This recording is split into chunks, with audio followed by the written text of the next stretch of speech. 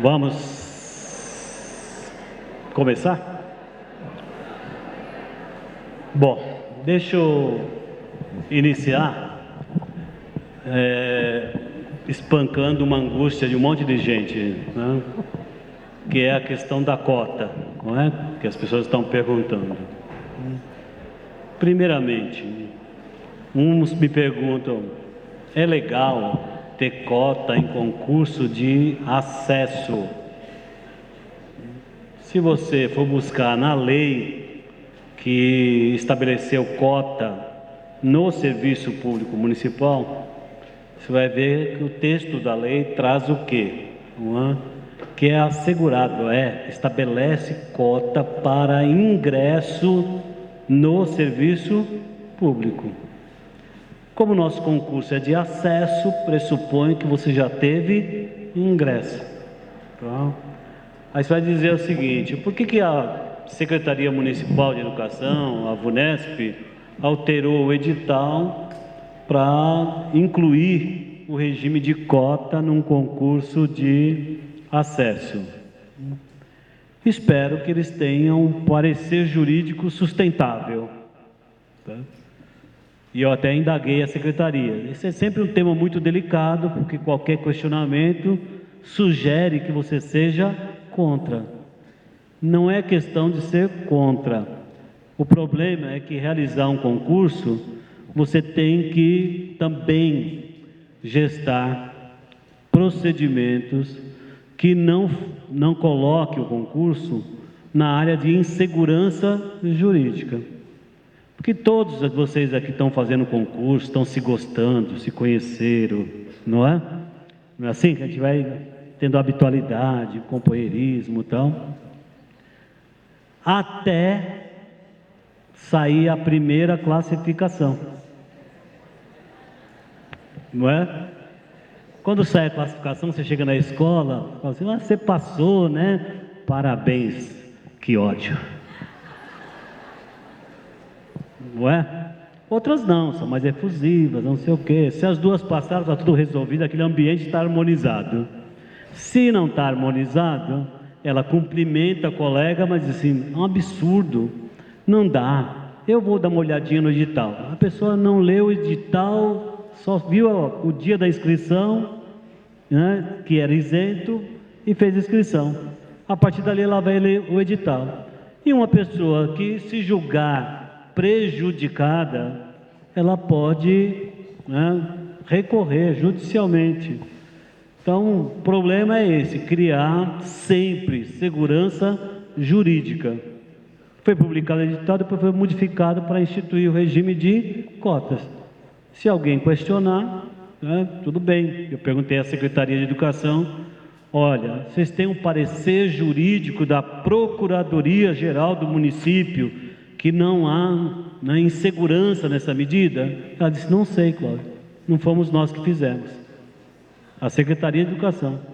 Não, foi lá a Secretaria de Gestão, né, que incluiu gestão e administração, planejamento. Então está lá. Então, a primeira questão, não é? A lei, nos termos da lei, é para investidura no primeiro cargo, é para ingresso.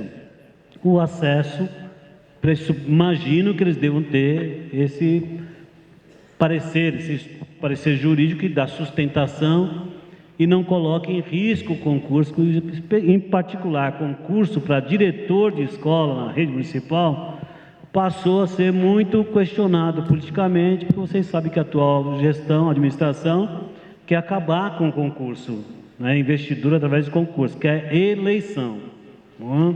Que diz que é um procedimento mais democrático e que para ser diretor de escola talvez não precisasse ser nem da carreira, podia ser qualquer pessoa da comunidade que disputa a eleição. Vocês imaginam, né, que o ambiente que você vai criar de disputa interna na escola, tá, se você tiver uma eleição aberta. Pode ser um instituto democrático, sem dúvida nenhuma.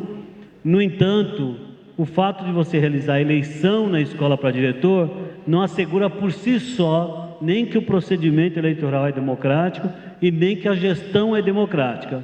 Estão aí algumas escolas a nos dar exemplos, né, onde se há todo um esforço de conversação para eleger o diretor naquele período de substituição, depois o diretor se acha dono da escola e acabou a história, não é? Então, mas não existe muito interesse. Numa conversa que eu tive com o prefeito, acho que foi no mês de abril, não é? Tive uma audiência lá no gabinete, o secretário de Educação e o prefeito. E ele me disse assim: Cláudio, por que não pode ser eleição? Falei: pode tudo. Mas como em administração pública você só pode fazer aquilo que a lei determina, né? Se você quiser eleição, tem que modificar a lei. E você vai ser a favor, Cláudio, de ter eleição para diretor? Eu disse: não, eu vou ser contra. Eu defendo carreira composta de classes distintas, e nós temos exemplos no Brasil de que a eleição de diretor vira, na verdade, caciquismo, tá? Você até elege, no período de eleição, dependendo da administração, há um empenho até da administração para eleger cabos eleitorais como diretores de escola, para ele ter interlocução direta com a comunidade, para transformar a escola num birô político partidário. São vários os casos, tá? Então, de coronelismo, nós já estamos cheios. Então, é melhor a carreira, é concurso, não é? Concurso. E a nossa carreira é democrática, porque a investidura, através do concurso de ingresso, depois o acesso. Tá? Então, é um procedimento melhor. Aí ele diz assim: tá bom, Cláudio, então é concurso. O que você acha de uma pessoa que fez o concurso, escolheu a vaga, tomou a posse, né, entrou em exercício, porque esse é o procedimento, né, para você configurar a investidura no cargo, né, dessa pessoa não querendo voltar ao seu cargo de origem? Vocês acham que isso é possível? A pessoa fez o concurso para diretor, supervisor, coordenador, tá? Aí ela assumiu o cargo de diretor, supervisor, tal. Foi lá experimentar, não gostou. Ela foi muito bem recepcionada na escola, então não gostou. Não. É possível voltar para o cargo de professor? Não. Não. Então, me estranhei o prefeito fazer essa pergunta. Por quê? Cargos são caixinhas, espaços, não é? Associados a um conjunto de atribuições, de competências, grau com denominação própria, remuneração própria, um conjunto de atribuições e competências. Quando você faz um concurso de acesso, vocês todos aqui que vão passar nesse concurso, quando vocês assumirem o cargo, aquele cargo que você tinha como base, fica disponibilizado. O cargo não foi extinto, ele vai ser ocupado, tá? Então é como se você pulasse um degrau, mas não é bom, atrás vem gente. Não é como nas leis da física, não é? Não existe a possibilidade de dois corpos ocuparem o mesmo espaço no mesmo instante. Então, se ele já ocupou aqui, não adianta eu querer voltar aqui, não vai ter jeito, né?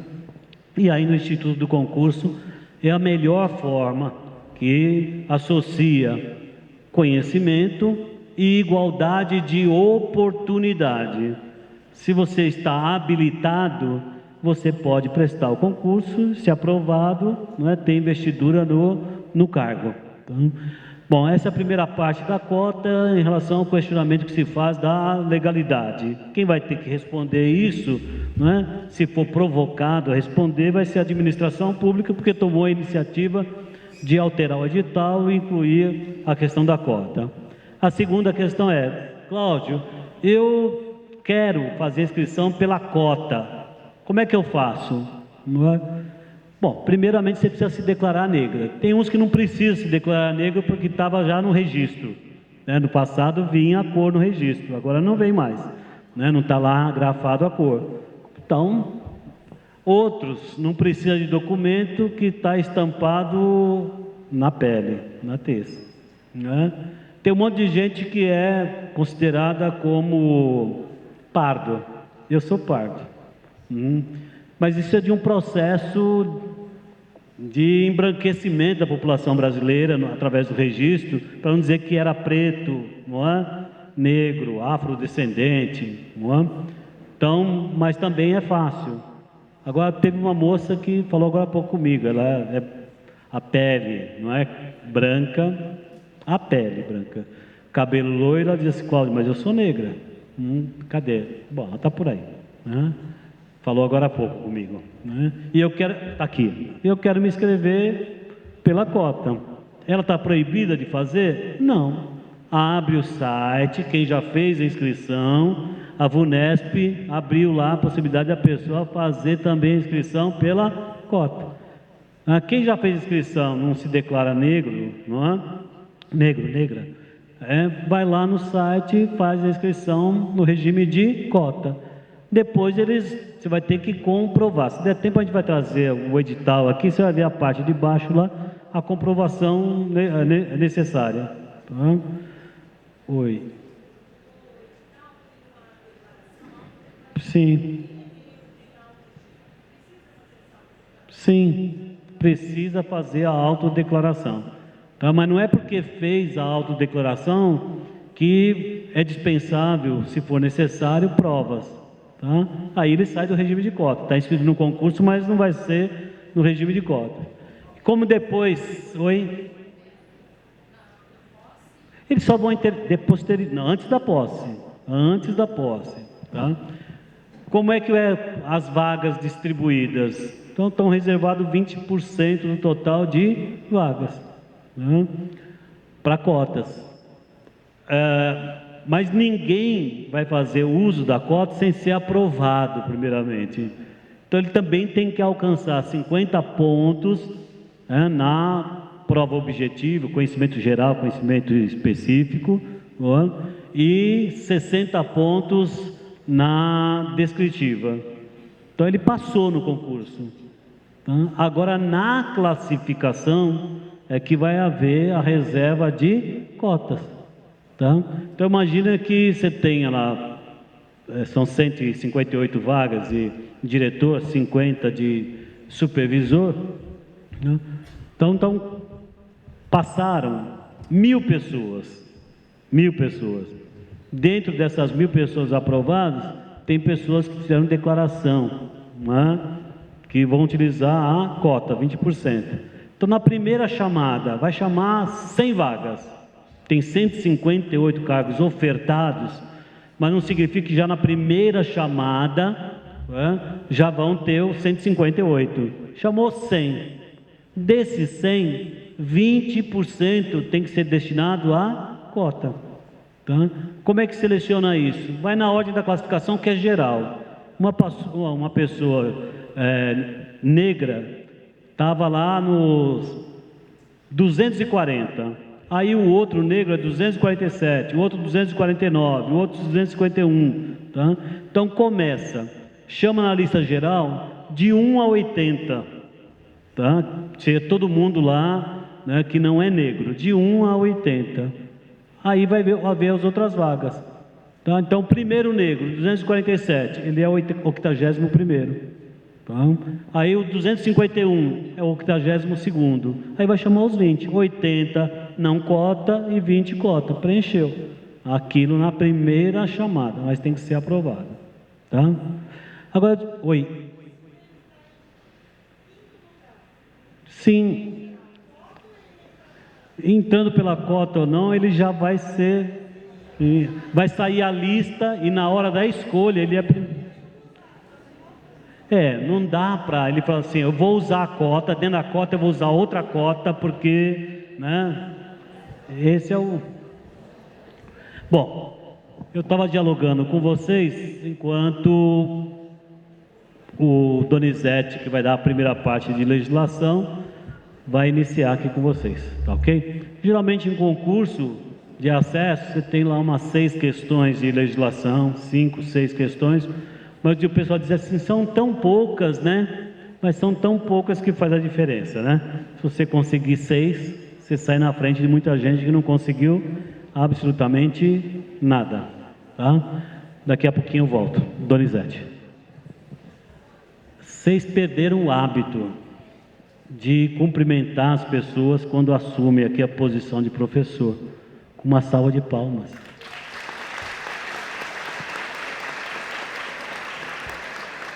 Não é? Depois, quando ele terminar, ele vai aplaudir vocês, os que ficarem, os resistentes. Boa tarde a todos e todas. Nós estamos com um pouquinho de adiantamento. Até pensei que o companheiro Cláudio Fonseca ia fazer a parte dele primeiro.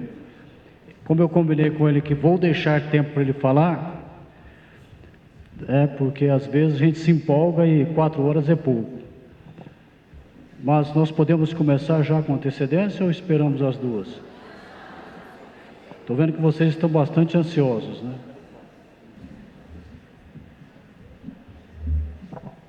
Bom, boa tarde a todos de novo.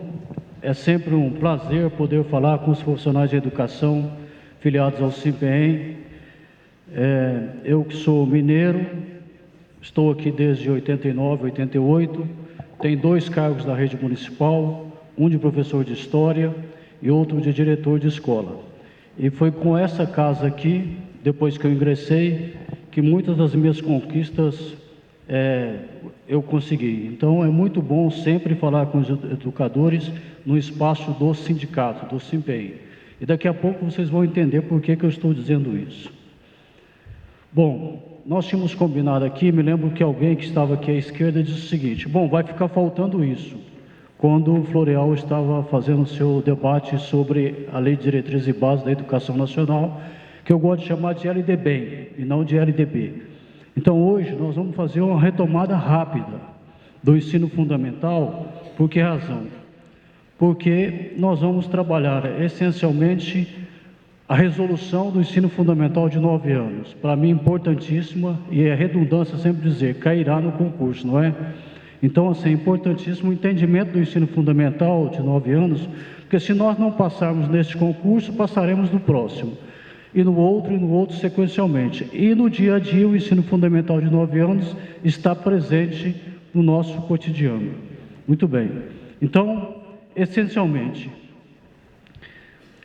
a primeira parte nós já decoramos, obrigatório 9 anos, iniciando aos 6 anos de idade. Isso já está memorizado. Daqui para frente que eu quero começar a discutir com vocês. Qual é o objetivo do ensino fundamental? Essencialmente, ler, escrever e, como dizia o meu velho pai, contar. Ou, como diriam os mais entendidos, a aritmética. Ler, escrever e calcular. Primeiro objetivo.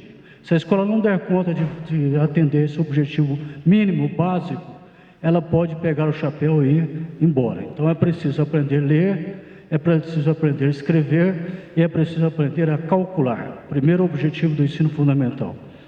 Segundo objetivo importante do ensino fundamental. Não basta só ler, escrever e calcular. É necessário entender o mundo que nos cerca, o ambiente natural, o ambiente social, o ambiente político. Com o seguinte detalhe, aqui a LDB vai dizer claramente qual é o ambiente político que nos interessa. O ambiente político que nos interessa é a realidade brasileira, é o Brasil que nos interessa. Óbvio que a realidade brasileira está conectada, ela tem relações com a realidade mundial. A conjuntura nacional sofre influência da conjuntura mundial, mas o que nos interessa essencialmente é o sistema político brasileiro. É isso que nos importa. É preciso fazer os ganchos, mas o que nos interessa é o sistema político brasileiro. Como funcionam as instituições, como é que é a vida política, quais são os interesses que nós defendemos no país. A tecnologia. Tecnologia não é necessariamente a mídia, as tecnologias da comunicação e da informação moderna, as TICs modernas. O próprio fato de eu caminhar revela um aspecto tecnológico. Os homens não caminharam sempre. Nós chamamos isso de movimento de apreensão, não é isso? Apreensão, de pinça, de precisão. Nós não tivemos isso sempre. Então, existe uma tecnologia natural, existe uma tecnologia criada.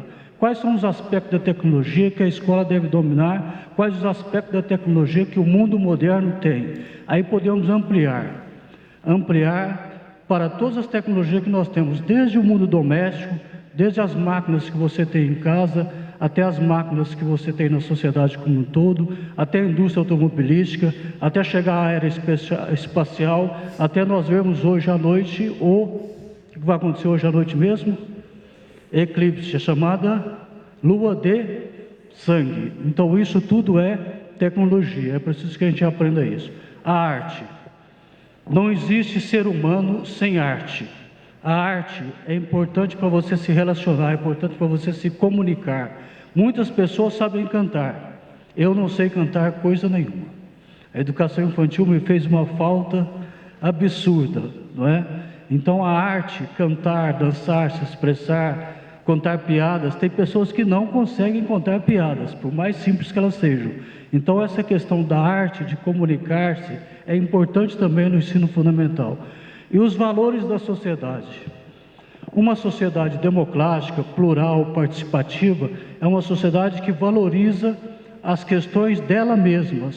Se essa sociedade não consegue construir valor, nós estamos no pior dos mundos. Então nós vamos saber quais são os valores sociais que nos interessam. Aí voltamos para a discussão política. Muito bem. Além disso, então fizemos aqui um debate do que nós temos que trabalhar. Primeiro, ler, escrever, contar, ambiente natural, social e política, a arte, a tecnologia, os valores da sociedade. Mas só isso basta no ensino fundamental? Não. É necessário aquisição de conhecimentos. Veja, eu costumo dizer que só a ciência nos salva. Nós estamos aqui num período passageiro, como diria uma amiga, pelo tempinho de uma chuva, mas só a ciência, só o conhecimento científico é capaz de nos salvar.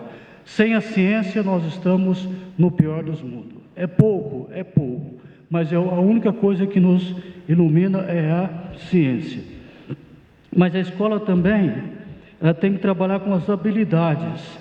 Seres humanos sem habilidades são seres humanos mecânicos, são seres humanos submissos. Então, as habilidades todas que tem no interior da escola, como eu disse anteriormente, com relação à arte, cantar, dançar, pular, exercitar, relacionar-se é uma habilidade, estar com o outro é uma habilidade.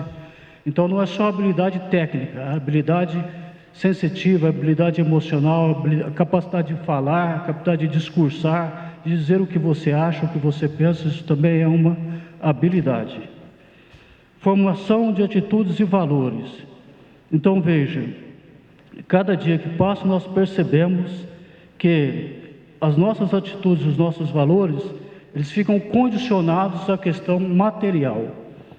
O cidadão não é aquele que consome, o cidadão é aquele que participa. A participação é essencial na formação das atitudes e dos seus valores. Ser companheiro, ser participativo, se colocar no lugar do outro. Qual o valor que você defende? O valor da vida ou você defende contra a vida? Veja só como é importante discutir valores no interior da escola. Quais são os valores que você defende? Amizade, solidariedade, participação, companheirismo? Quais são os valores? A verdade ou você compartilha valores que não são razoáveis dentro de uma sociedade em constante modificação? Então é preciso também discutir valores. Vínculos de família, extremamente complexo. Por que razão? Aliás, o Congresso Nacional debate o que é família. Qual o conceito de família? É a família como nos nossos tempos, quando eu era criança, pai, mãe, os filhos. Qual o conceito de família? Nós sabemos que as nossas crianças têm famílias com formação as mais distintas e as mais variadas. Mas nós não estamos discutindo aqui o conceito de família.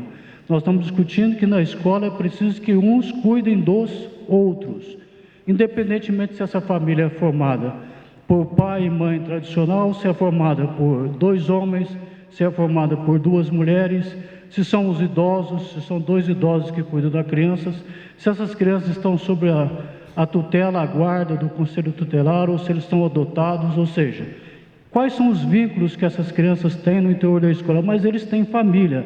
Eu costumo dizer sempre, quando a gente discute o Estatuto da Criança e do Adolescente, o Cláudio vai discutir isso aqui melhor. As nossas crianças e nós mesmos, nós não somos filhos de chocadeira. Não é como perdiz.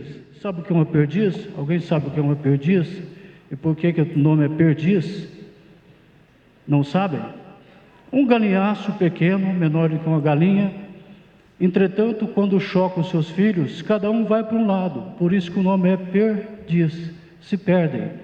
Então, assim, nós não somos perdizes, não é? O bairro de Perdizes é um lugar que tinha muitas Perdiz, tinha muitas aves chamadas perdiz. Então veja, a família é essencial para a estruturação do ser humano no seu local de educação. Nós temos que achar qual é essa família.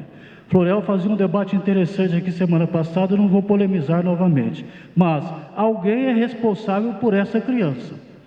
Pai, mãe, adulto, adolescente, jovem, alguém, ou como diriam os africanos, a aldeia inteira é responsável pela educação da criança.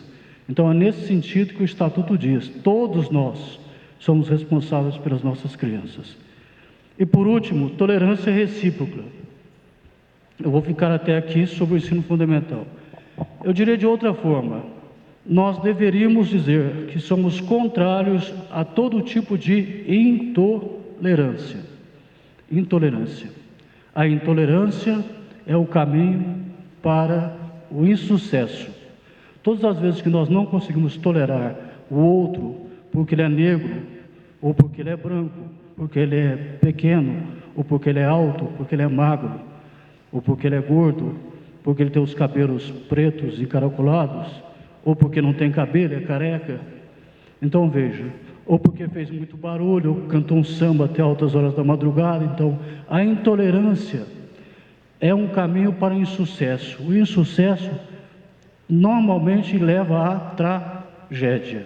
Então nós devemos tentar discutir isso dentro das nossas salas de aula. Seja tolerante, não no sentido de dar a face para o outro, no sentido cristão, mas procure aceitar o outro, incentivar o outro do jeito que ele é. Se você puder colaborar para ele melhorar, tente melhorar, mas não seja intolerante. Procure a tolerância de todos, não é de uma mão única, é uma mão dupla.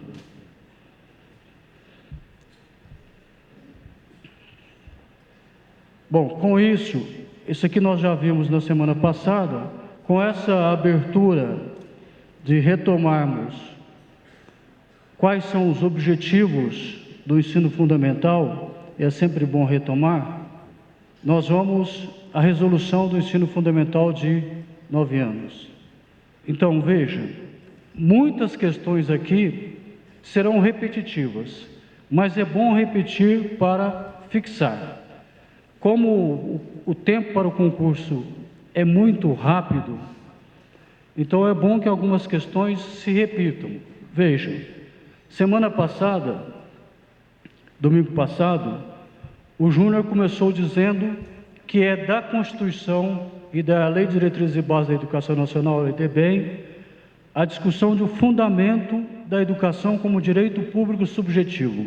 Ele explicou isso claramente, do que seja isso. Qualquer um de nós, interessado ou não, na vaga, pode requisitar do poder público a abertura de uma vaga para uma criança ou para um adolescente que esteja fora da escola. Por isso que via por regra, não sei se vocês sabem, de repente você é surpreendido. Tinha 35 na sala, chega o 36º. Mas de onde? Aí a diretora diz para você assim, veio aí uma ordem judicial para matricular, correto? Direito público subjetivo. Ou chegou aí um LA, uma liberdade assistida, como se o LA fosse o fim do mundo, não é? Como se nós não vivêssemos com eles a questão da tolerância diariamente. Então, é baseado nesse fundamento que o ensino fundamental de 9 anos é um direito público subjetivo.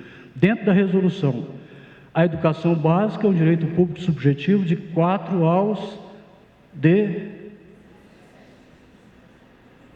final do ensino médio. Exatamente. Então, vocês estão fininhos, fiadinhos. Então, a educação pública básica total é um direito público subjetivo. E, por consequência, o ensino fundamental não poderia deixar de ser-lo.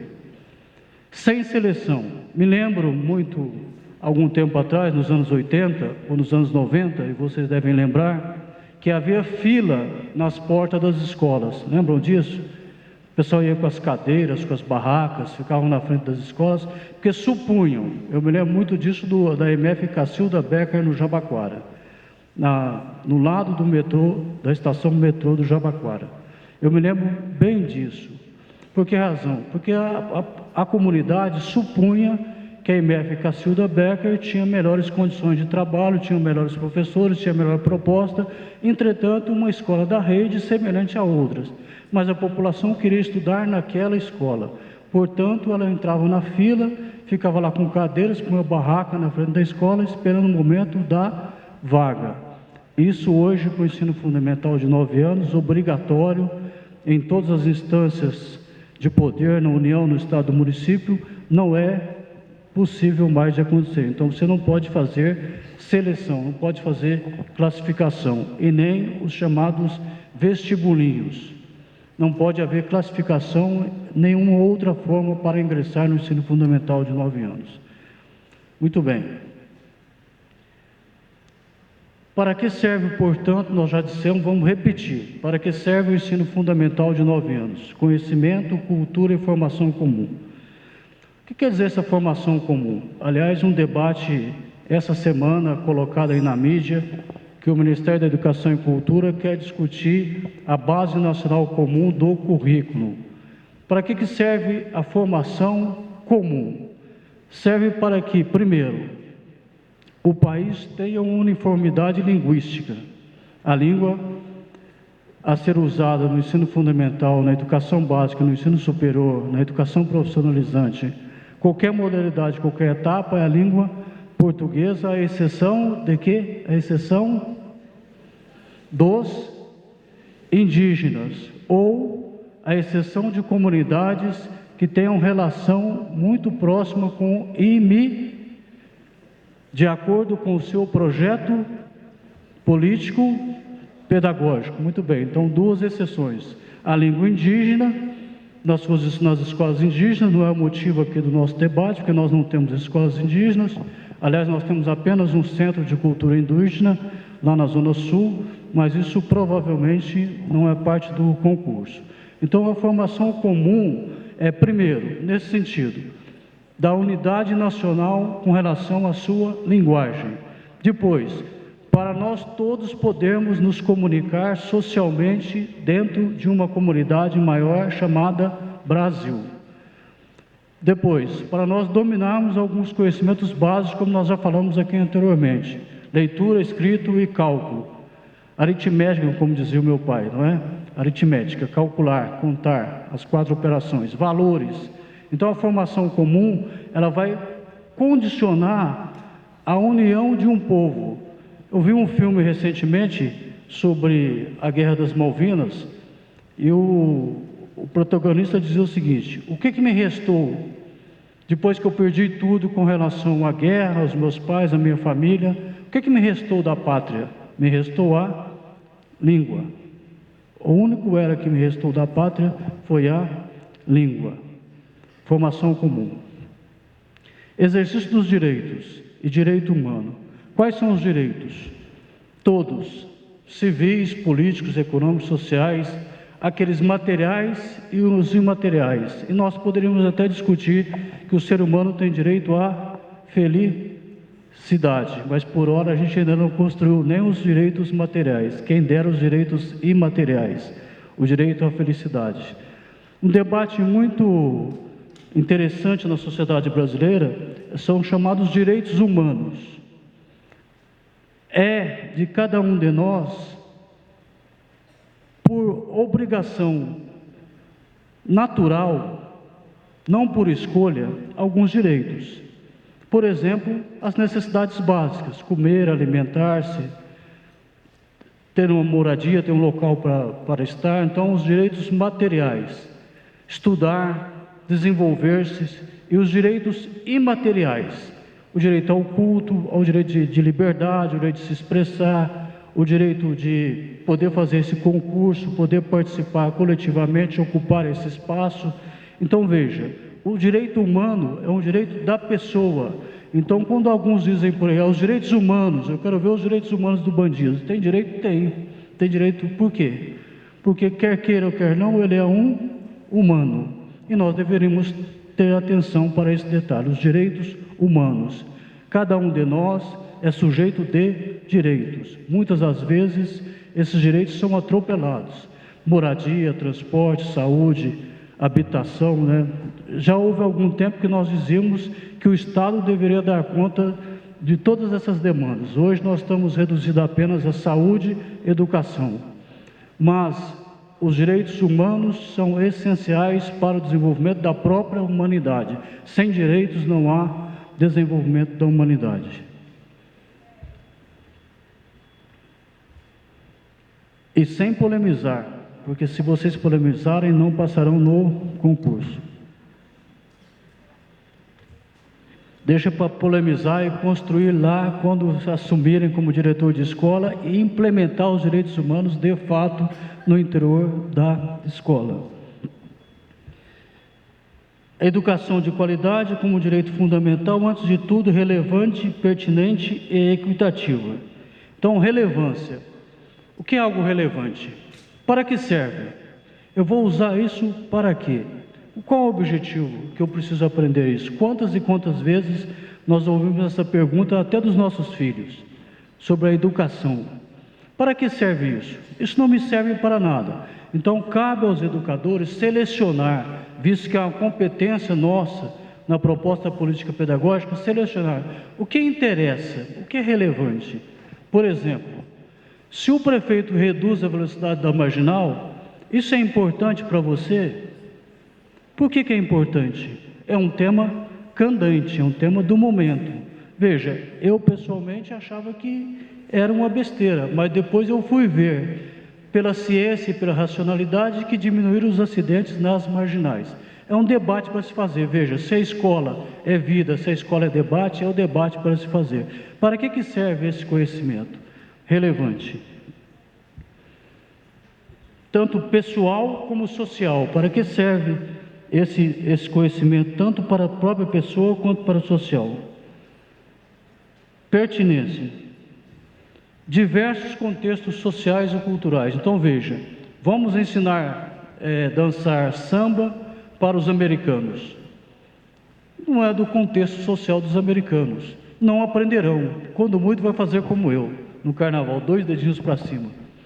Quando muito, não é? Então, não é pertinente, não é relevante para que serve e não está dentro do contexto dele, do seu dia a dia, do seu contexto, da sua atuação, da sua necessidade.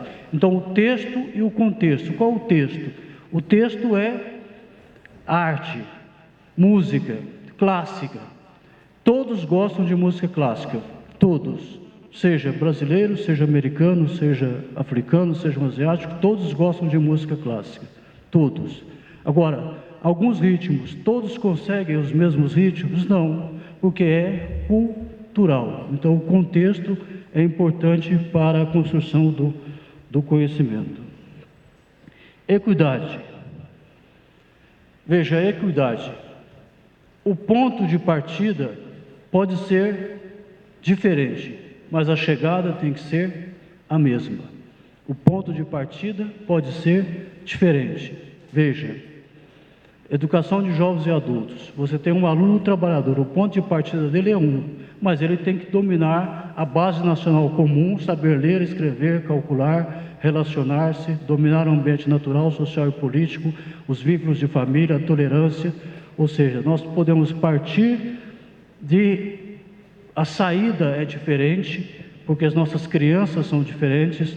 Tem escolas que atendem, trabalham na periferia, nas periferias, não é? A cidade não tem apenas um centro e uma periferia. 96 distritos, provavelmente 96 centros e 96 periferias. Alguns trabalham no centro desses distritos, outros trabalham nas periferias. Veja, são situações diferentes, pontos de saídas diferentes. Quando eu digo uma escola da Praça Buenos Aires, aqui no centro da cidade, é diferente de uma escola lá do céu, Caminho do Mar, lá no Jabaquara, né? Ou de outro céu qualquer das periferias da cidade. Então, os pontos de partida desses alunos são distintos, mas eles têm que chegar na mesma conclusão, dominar os princípios básicos do ensino fundamental para participar da sociedade. Equidade.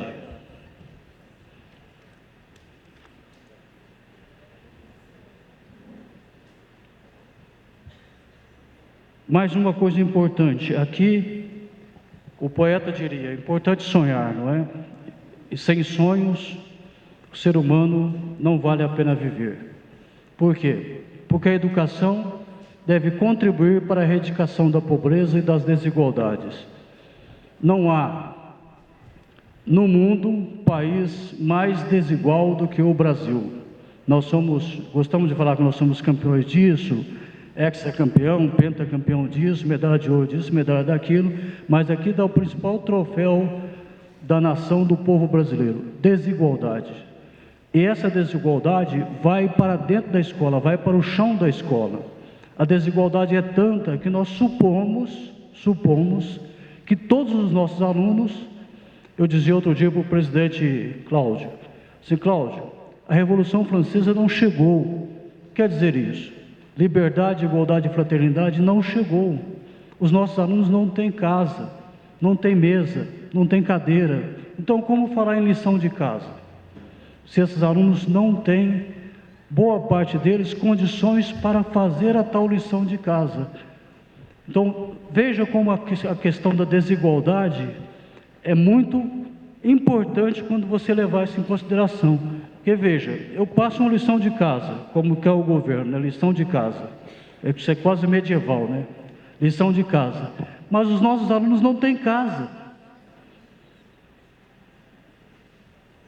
Quando chove, é preciso amarrar, colocar a comida dentro das sacolas e amarrar na trave, porque a água vai inundar as casas.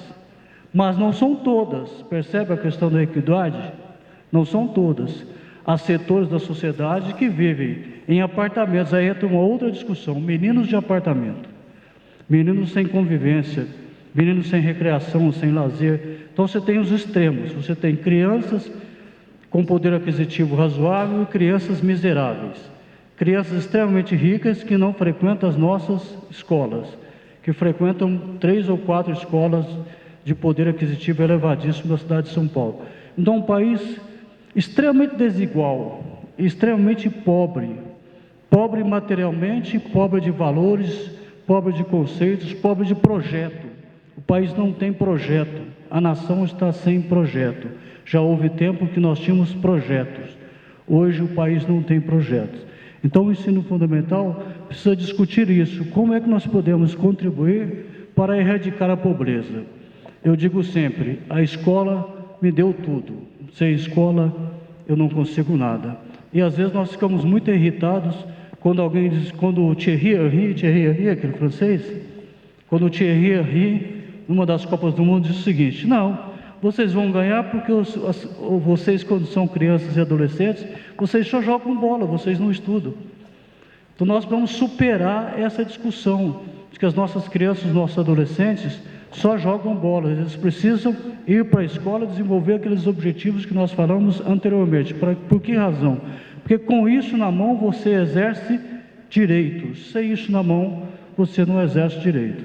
Eu digo isso com muita segurança, porque eu sou filho de uma família de 7 irmãos, apenas eu fiz o ensino superior, os outros não fizeram e, obviamente, eu estou melhor do que eles.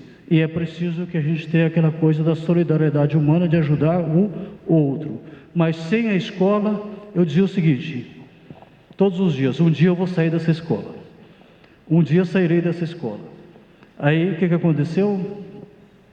Voltei para a escola. Por que razão? Porque ela é essencial para romper as desigualdades. E vim para São Paulo, fugindo de uma outra desigualdade. Qual outra desigualdade? A desigualdade política. Esse país é um país de senhores e escravos. Continua sendo um país de senhores e escravos. Aqui as pessoas têm almas.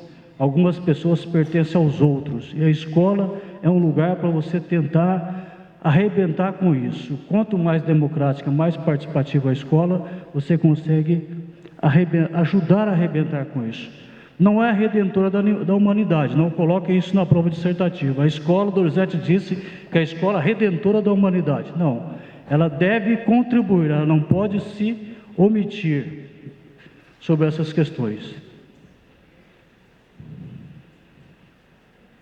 Então já debatemos isso. Contribuir, ela não é a que vai solucionar os problemas econômicos, os problemas políticos, a crise econômica, a crise política, ela não vai solucionar isso, não vai gerar empregos. Aliás, a escola, como o Florial disse aqui, não forma profissionais, e nós fizemos questão de não debater com vocês, na Lei de Diretrizes e Bases da Educação Nacional, a parte do ensino profissionalizante, porque não é o objetivo nosso das nossas escolas, e fizemos questão, não sei se vocês perceberam, que na LDB nós não discutimos o ensino superior, nem o ensino técnico profissionalizante médio, nem o ensino superior, porque não é o nosso objetivo, e me parece que um concurso que tiver o mínimo de coerência não vai pedir nenhuma questão sobre o ensino superior ou sobre o ensino técnico profissionalizante, correto? Então, contribuir para dirimir as desigualdades historicamente produzidas. Esses historicamente produzidos é interessante nós fazermos aqui um breve relato. 515 anos de exclusão. Se nós observarmos todos os ciclos econômicos de desenvolvimento do país, nunca, em nenhum deles, desde o ciclo do pau-brasil, passando pela cana-de-açúcar, depois pelo ouro, depois com alguns ciclos regionalizados, algodão, o charque no sul, e desembocando no café, e depois a industrialização, em nenhum deles a educação foi fundamental, foi essencial, e as necessidades básicas, os direitos humanos do povo brasileiro foram considerados. Então, é 515 anos de exclusão, de negação dos direitos de todos nós, sejam negros, sejam mulheres, sejam brancos, sejam índios, sejam quilombolas, seja do campo ou da cidade. 515 anos de exclusão. Princípios. Então, fundamentamos o ensino fundamental. Isso é bom, hein? Fundamentamos o ensino fundamental. Não escreva isso. Fundamentamos o ensino fundamental, é ótimo. E vamos agora para os princípios. Vocês já viram isso, não já? Em algum lugar. Viram aonde esses princípios? Éticos, políticos e estéticos. Aonde? Aonde? Educação infantil. Então, os mesmos princípios da educação infantil vão se repetir aqui para o ensino fundamental de 9 anos. Percebe a diferença quando eu digo assim, ó, educação infantil e ensino fundamental? Percebe que aqui tem uma diferença? Essa diferença também se reverte na questão do financiamento que o Florial disse para vocês domingo passado. Educação é ampla, ensino é instituição própria, apesar da educação infantil também ser em instituição própria, mas a educação é amplo, se dá nos movimentos sociais, se dá nas instituições, e o ensino se dá em instituições próprias para esse fim. Bom, éticos, justiça, solidariedade, liberdade e autonomia. Uma palavra rapidinha sobre cada uma dessas expressões. Justiça. Dizem que o símbolo da justiça é uma deusa com os olhos vendados. Vamos esquecer esse símbolo jurídico. Para nós, justiça aqui e para a resolução, a todos de acordo com as suas necessidades. A todos de acordo com as suas necessidades. Esse é o conceito de justiça, mais amplo, mais social, mais solidário. Porque se for a todos de acordo com as suas potencialidades, é o concurso. Percebe? Você é melhor do que eu, portanto, mas isso é um direito de carreira, é diferente de justiça. E a questão que o Cláudio estava colocando, que da cota dentro da cota. Escutei rapidamente ele falando da cota dentro da cota. Isso não é justo, percebe? Então, o conceito de justiça mais amplo é: o que você precisa para viver? Só casa? Só comida? Só transporte? Só culto? Cultuar os seus deuses e cultuar os nossos mortos? Não, eu preciso de muito mais do que isso. Então, justiça é muito mais amplo. O que você precisa? Cada um de nós tem a necessidade diferenciada do outro. Portanto, o ensino deveria levar em consideração a justiça. Solidariedade. Essa palavra ela é muito interessante. Veja, como é que um continente inteiro vira as costas para outros humanos?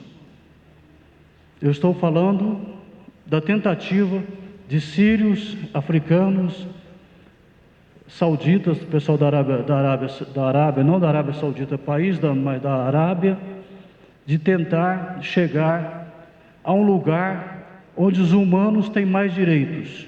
Olha, interessante, jogamos com as palavras, onde os humanos têm mais direitos. E aí, alguns países são capazes de construir muros, de construir cercas, de colocar pessoas armadas. Nós já vimos esse filme. Quem é professor de história e quem lê um pouco, já sabe que isso deu origem a muitas guerras, não só a primeira ou a segunda. Então veja, quando nós não fazemos amor, nós fazemos a guerra. Quando você não consegue ser tolerante, quando você não faz amor, você faz a guerra. Portanto, a solidariedade tem que ser cultivada desde o desde o berço, desde a barriga das mães. Nós sabemos que o bebê, ele recebe informações quando está no ventre materno. Então, ali no ventre materno, conceitos como esse de justiça, de solidariedade, de respeito ao outro, de incentivo à diferença, precisa ser cultivado. Liberdade. Essa aí é mais difícil, né? Por quê? Porque o ser humano é um dos poucos seres vivos que consegue fazer escolhas. Para fazer escolhas, você precisa ter se fosse um restaurante, um cardápio. Você precisa ter um leque. Eu vi o leque da colega aqui, me ajudou. Eu vi um contexto, né? Eu vi um leque de opções para eu poder fazer escolhas. Nem sempre as escolhas que eu faço são as escolhas que você opta. Por exemplo, eu escolhi ficar andando aqui de um lado para o outro. Daqui a pouco eu caio lá embaixo. Não é? Então, assim, essa escolha minha de andar de um lado para o outro, de tentar olhar aqui, olhar ali, é uma opção minha enquanto ser humano. Então, você precisa, assim, nossa, isso está me deixando tonto. Por favor, dá para você se movimentar um pouco menos? Me ajuda aqui no meu entendimento, no meu consciente aqui, me ajuda que você fique um pouco mais fixo. Ou, se eu escolho dar uma palestra sentado, vocês vão dizer, mas esse cara é folgado, hein? Ele veio aqui preparar a gente para o concurso, não tem disposição nem para ficar de pé. Então, por que ele veio? O ser humano é complexo, mas a gente precisa aprender a respeitar as escolhas que cada um faz. Autonomia, extremamente difícil, porque autonomia e liberdade andam juntos. Se você não tem liberdade, você não tem autonomia para você decidir o que você vai fazer, como fazer, o que lhe interessa mais e o que não lhe interessa.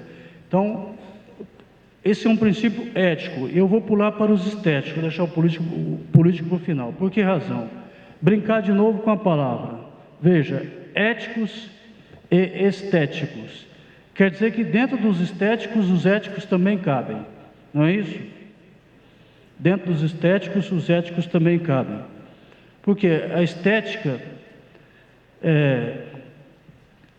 eu costumo dizer sempre que esses conceitos, para mim, eu sintetizo da seguinte maneira: o que é bom? É uma escolha política. O bom para mim pode não ser o bom para você. O que é bom? Mas é uma escolha de liberdade, de autonomia, de independência. O bom. O belo também pressupõe escolhas, pressupõe diversidade, pressupõe sensibilidade. Para mim isso é feio. Eu vi lá a obra do Picasso.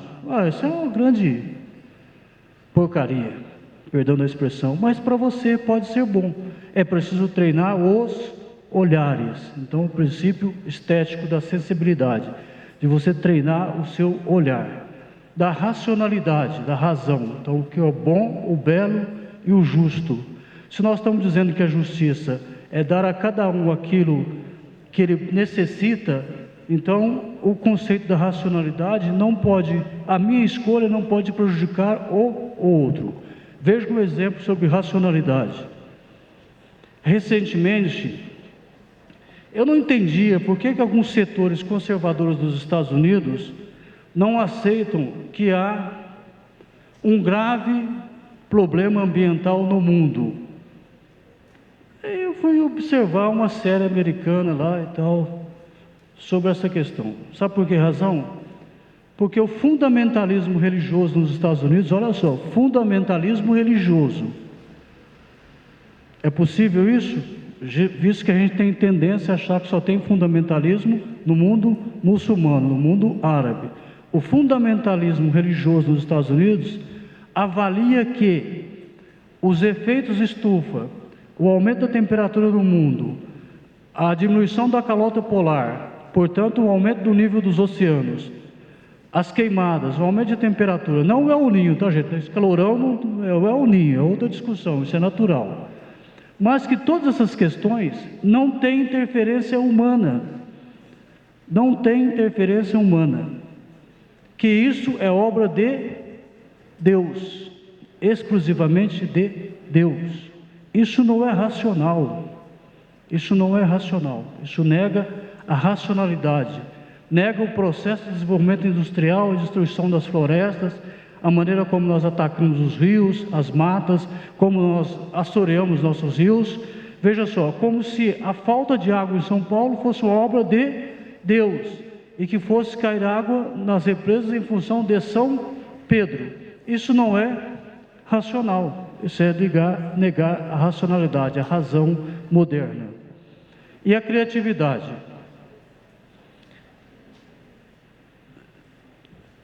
Há uma expressão muito interessante, provavelmente vocês conheçam, que diz o seguinte: a educação infantil é hora de brincar. Agora que vocês chegaram no ensino fundamental, agora é sério. Agora é sério. Agora aqui é disciplina, é ordem. Um olhando na nuca do outro, aqui ó, o negócio aqui é bravo. O jogo aqui é duro, jogo duro, bruto. Então veja bem, é preciso criar. Sem a criatividade é mecanicidade. Sem a criatividade nós não conseguimos avançar. É preciso dar vazão à criatividade. Com a nossa criatividade nós podemos resolver uma série de problemas no interior da escola.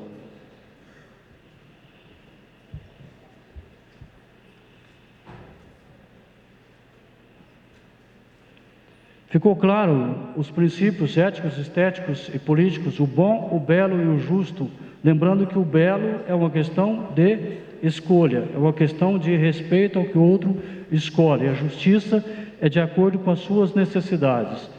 O bom depende do outro, então é uma mediação política. Matrícula no ensino fundamental de 9 anos e carga horária.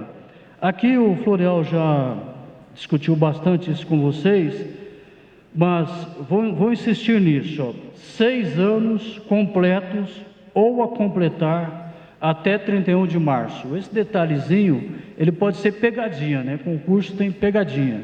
Então isso aqui eu chamaria atenção para vocês para esse detalhezinho.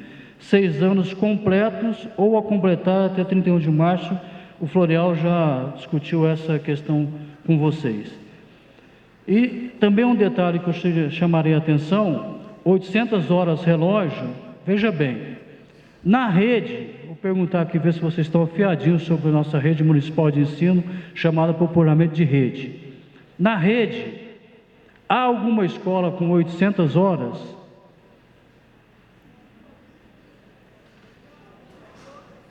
Todas estão reprovadas no concurso.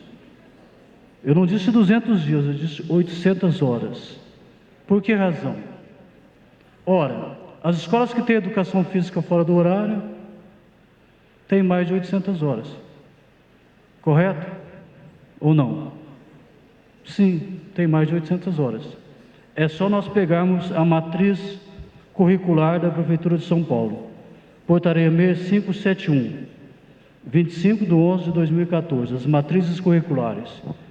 Veja só, ensino fundamental de 2 turnos tem 1.000 horas pela matriz e pelo que nós trabalhamos no dia a dia. O ensino médio, esse sim, tem 840 horas. As nossas 8 escolas têm 840 horas. E aqui não está computado educação física. As escolas de 3 turnos ou 4 turnos e noturno, do 1º ao 5º ano tem 800 horas, mas do 6º ao 9º ano tem 890 horas. Por que razão? As 3 horas de educação física. Então veja, a rede, em muitas situações, a educação de jovens e adultos tem 890 horas ano, semestral, mas tem 890 horas ano. A educação especial noturno tem 890 horas. A educação especial diurno tem 1.000 horas. Então veja, só tem 800 horas as escolas que ainda têm 3 turnos diurnos ou 4 turnos no total. Currículo. Sobre currículo, esqueça aquela expressão. Esqueça a expressão, fuja do jargão. Os conhecimentos acumulados pela humanidade. Fuja desse jargão, então vou repetir o jargão. Os conhecimentos acumulados pela humanidade. Pois não, meu querido. Da matriz curricular. Da matriz curricular do ensino municipal. Vamos à portaria. Portaria 6571, portaria 6571, de 25/11/2014. De tempos em tempos, quando a gente tem alguma alteração em carga horária, digamos, nós aqui defendemos a educação de jovens e adultos anual, ela é semestral. Se ela voltar a ser anual, é preciso uma nova matriz curricular para a educação de jovens e adultos do município. Anotou, minha querida? Anotou? Qual etapa? Depende da etapa. Não pode ter menos de 800 horas e as nossas escolas têm mais de 800 horas, a exceção de escolas de 3 turnos ou 4 turnos que têm 800 horas. Se você contar educação física fora do horário, vai dar mais de 800 horas. Currículo. Então, como eu disse, esquece aquele jargão, os conhecimentos acumulados da humanidade, porque nesse momento a humanidade está criando um novo conhecimento. E com o advento da internet, dos Googles, do Facebook e toda essa parafernália, as chamadas TICs, Tecnologia da Informação e Comunicação, o acesso a esse conhecimento se torna mais rápido e mais democrático, não necessariamente universal, mas mais democrático. Então, o currículo, experiências escolares que se desdobram em torno do conhecimento. Então, definimos o que é conhecimento, permeadas pelas relações sociais, articulando vivências e saberes dos alunos. Então, veja, a resolução diz que o currículo não é a base nacional comum. O currículo não são as 8 disciplinas do ensino fundamental. O currículo é esse conhecimento que você vai formando através do trabalho, da interação entre aluno e professor, através da incorporação do que a comunidade sabe, do que o aluno sabe. Ou seja, o currículo é construção, ele é construído, não é dado e acabado. Está certo que ele tem algumas balizas legais. As balizas são essas que nós estamos vendo aqui. Diretrizes, LDB, resoluções, indicações, os direitos, essas são as balizas. E as áreas do conhecimento, mas ele precisa ser construído diariamente. Bom, a resolução vai dizer que o currículo tem uma parte explícita e uma parte implícita. Eu fiz questão de puxar ali a palavra recreio. Por que razão? Os profissionais de educação, especialmente os agentes escolares e os ATEs sabem muito bem disso. Ali, fora da sala de aula, também se constrói conhecimento, também se faz vivência, também se acumula conhecimento, também a troca de experiências, há espaços delimitados, há espaços de ida e vinda, a formação de grupos, a formação de estereótipos. Ali no cotidiano, no banheiro da escola, no entorno da escola, está acontecendo conhecimento. Pode ser que esse conhecimento não esteja no currículo, mas ele está acontecendo. Os nossos agentes escolares, os nossos ATEs, eles deveriam ter participação ativa para ajudar a construir o currículo. Porque muitas vezes você diz assim, mas esse aluno, ele é um anjo, lindo, menino 10, mas lá no recreio, e a palavra que está na resolução é essa mesmo, recreio, não é intervalo, recreio. Veja como os conceitos são importantes, recreio, hora de brincar, hora de farrear. No recreio, esse moleque chuta todo mundo, belisca todo mundo, morde, xinga. Então veja, ele pode ser uma coisa no lugar e quando está no coletivo, onde está no conjunto, com seus pares, com seus conhecidos, ele se revela outra pessoa. Está muito lento, Florel? Florel é o homem do tempo. Não é meteorologista, mas é o homem do tempo.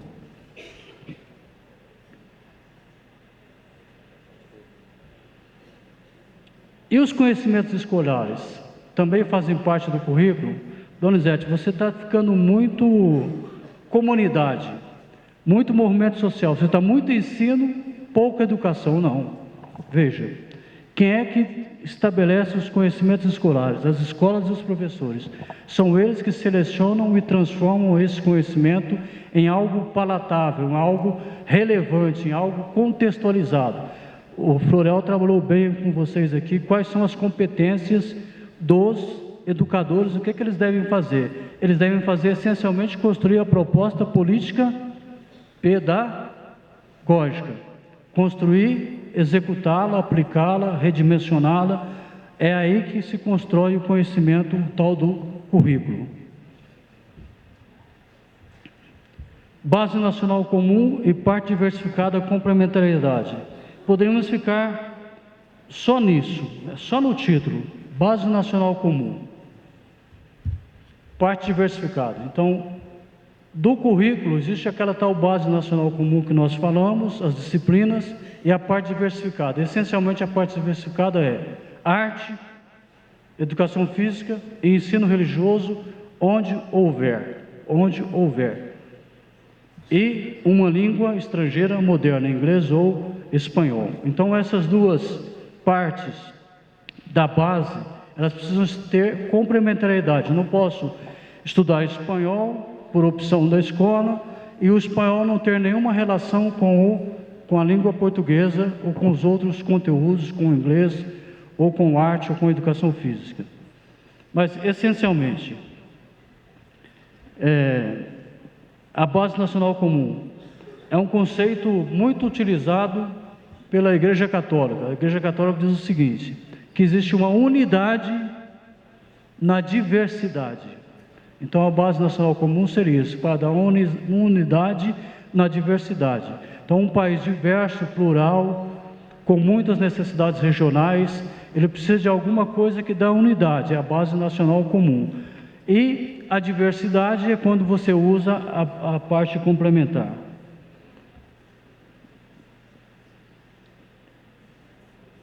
Essa base nacional comum, ela permite que os movimentos sociais, e quais são esses movimentos sociais? Alguém pode citar movimentos sociais? Ajudem a construir a parte diversificada.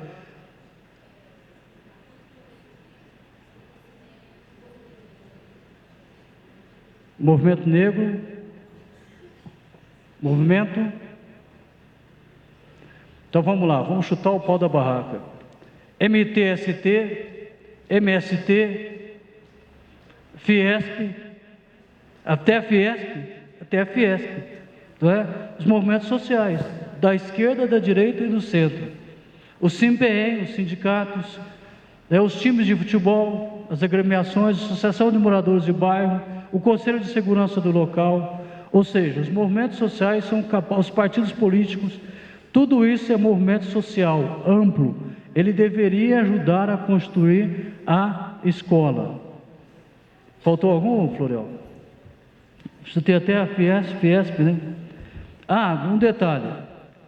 Veja como a lei, ela precisa, às vezes, pensar, ela está pronta e acabada para esse momento. Mas como é uma questão política de interesses, não está faltando alguém ali na formação do povo brasileiro, especialmente do povo paulista? Eu não cheguei nessa parte ainda. Não cheguei, Florial.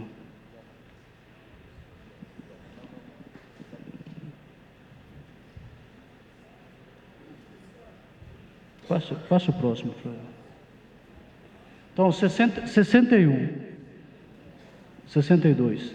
Veja, e aqui vamos fazer uma pequena correção. Vamos ver se vocês estão afiados. Segundo a resolução do ensino fundamental de 9 anos, existem 4 áreas do conhecimento. Quais seriam elas? Linguagens. E aí nós vamos colocar os conhecimentos nas linguagens. Língua portuguesa, matemática, linguagem. É possível se comunicar com o corpo? Tambores, essa coisa toda e tal. Libras, sinais. Então, educação física é linguagem. Arte é linguagem. Matemática fica à parte. Matemática é sempre matemática, né? Matemática dá um trabalho para todo mundo, sempre à parte. Então, linguagens. Língua portuguesa, arte, educação física. Linguagens. Ciências humanas. Entra lá o quê? Ciências humanas. História, geografia, ciências humanas.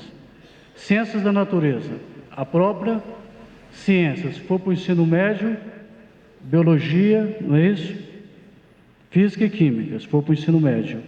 Mas nós não estamos falando do ensino médio, estamos falando do ensino fundamental. Mas está faltando um, ensino religioso. Mas o ensino religioso não é linguagem, não é arte e nem é ciência, correto? Então ele está à parte. Então, retomando, então, as áreas do conhecimento, linguagens, matemática, ciência da natureza, ciências humanas, e o quinto, o ensino religioso. E aquilo que eu tinha antecipado para vocês, não está faltando alguém na formação do povo brasileiro aqui na resolução? História e as culturas indígenas e afro-brasileira, arte, literatura, história do Brasil, aonde deve trabalhar com prioridade essa questão da formação do povo brasileiro. A história do Brasil.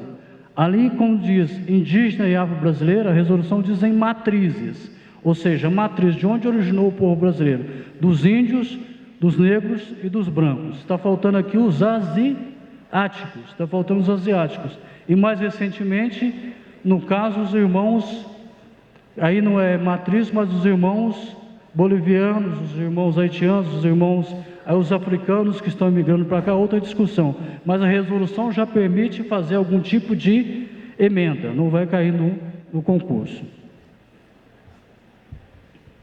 Música. Obrigatório ter música.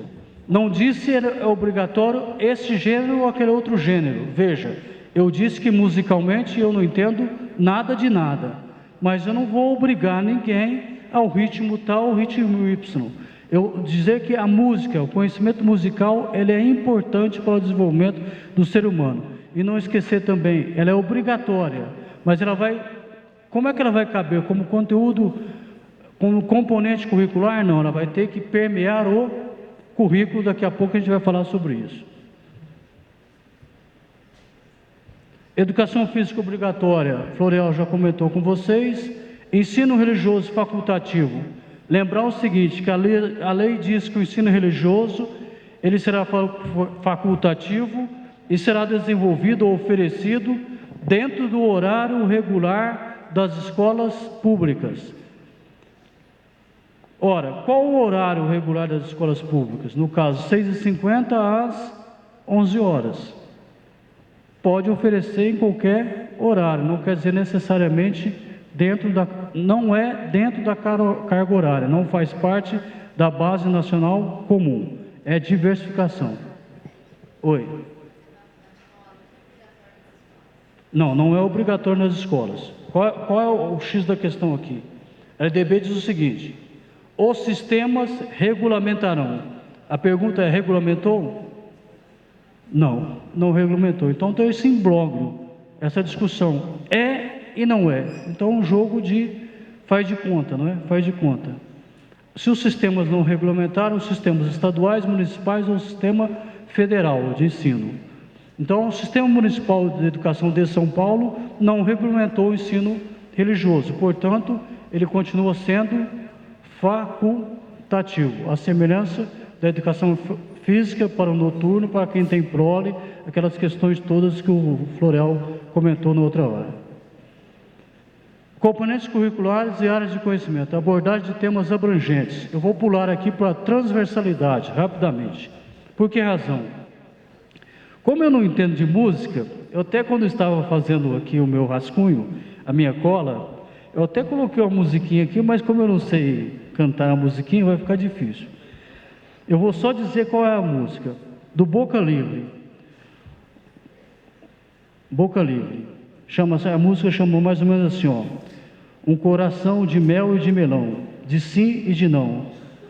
É feito um bichinho no sol da manhã, novelo de lã, no ventre da mãe, bate um coração de Clara e Ana. É uma música do Boca Livre para dizer o seguinte: dentro do currículo cabe tudo, inclusive Clara e Ana, e quem mais chegar. Então veja, dentro do currículo cabe tudo. Aliás, a escola, ela está assoberbada, não é mesmo? Cada vez mais tem mais coisas, mais assunto, mais conhecimento para trabalhar na escola. Então o que a resolução faz? Qual é a mágica? Qual é o pulo do gato? O pulo do gato da resolução, eu até brinco, porque isso é impossível, é a tal da transversalidade. O que é isso? Nós fugimos, deixamos para trás os bons tempos da Luiz Erundina, do Paulo Freire, do Mário Sérgio Cortari, da interdisciplinaridade, do professor polivalente, do tema gerador, da visão diária, e chegamos nisso. Transversalidade. Façamos uma ideia semelhante a quem é professor de geografia sabe o que eu vou dizer. As características do solo. O solo tem duas características mais importantes. Ele tem a característica da permeabilidade e da porosidade. Ele é permeável e poroso. Então aqui a ideia da transversalidade é isso. O solo é o currículo. Vai permear o solo a água. A água são esses temas aqui: Clara, Ana e quem mais chegar. Saúde, trânsito, educação fiscal, a questão de gênero, consumo, tudo que você imaginar está aqui, né? Tudo que você imaginar. Saúde, importantíssimo. Apesar de Clara e Ana, é importantíssimo. Não é, a informação não garante que os nossos adolescentes contraiam o vírus da HIV. A camisinha não garante que os rapazes usem as camisinhas masculinas. Então é preciso discutir isso com os nossos alunos através do currículo. Ele está dizendo aqui que eu tenho meia hora. Então, saúde. É inadmissível, o Florel disse aqui semana passada, que nós herdamos dos índios o hábito de tomar banho, mas nós não herdamos dos índios o hábito de lavar as mãos. E aí teve uma epidemia nacional. Sabe por quê? Porque nós, homens, vamos no banheiro e não lavamos as mãos. É absurdo. Observe. Fique perto de um banheiro masculino. Fique perto. O cara sai com a mão sequinha, nem balança a mão. Absurdo. O sujeito não lava a mão ao ir ao banheiro. E lá tem água. Lá tem secador, aspirador, tem papel, tem sabão. E o sujeito não lava a mão.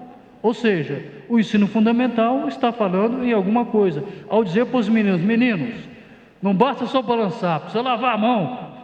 Não é isso? Precisa lavar a mão. E as meninas também precisam lavar a mão. De vez em quando também você entra nos banheiros femininos por aí, você fala assim, não é possível. Não é possível. Não é? Então, saúde. Sexualidade de gênero. Aqui um bom debate. Veja só, a resolução diz que é para discutir isso na escola. E teve um quebra-pau terrível na Câmara Municipal de Educação, no Plano Municipal de Educação. Não que não devesse estar no Plano Municipal de Educação, mas veja bem, tem determinadas batalhas que a gente ganha pelo atalho. Te ganha pelo atalho. Se a escola colocar em prática sexualidade de gênero, o kit gay da prefeita, eu estou cometendo o mesmo gafe. O kit gay da presidente não teria gerado toda aquela polêmica e tal, não é? Porque são coisas que nós sabemos que existe, está no interior das escolas, especialmente das escolas públicas, porque atende a maior parte da população. Vida familiar e social, direito das crianças e dos adolescentes. Não é possível, senhoras diretoras de escola, que entre nós, e nós somos da sociedade, 80% de nós defende a redução da maioridade penal. Não é possível, isso não é defensável, porque o direito humano, o direito à vida, os direitos fundamentais do ser humano, os direitos das crianças, e mais do que isso, mercado de trabalho. Se eu fosse bastante capitalista, eu diria para vocês, colocar crianças na cadeia é não colocar na escola. Portanto, se nós não tivermos clareza de que lado nós estamos, aqueles princípios lá do ensino fundamental não têm importância nenhuma. É difícil. No caso concreto, no dia a dia, é extremamente difícil. Mas se nós não tivermos clareza de onde nós estamos, de que lado nós estamos, consumo, meio ambiente, com o grau de consumo que nós temos, o meio ambiente não vai aguentar.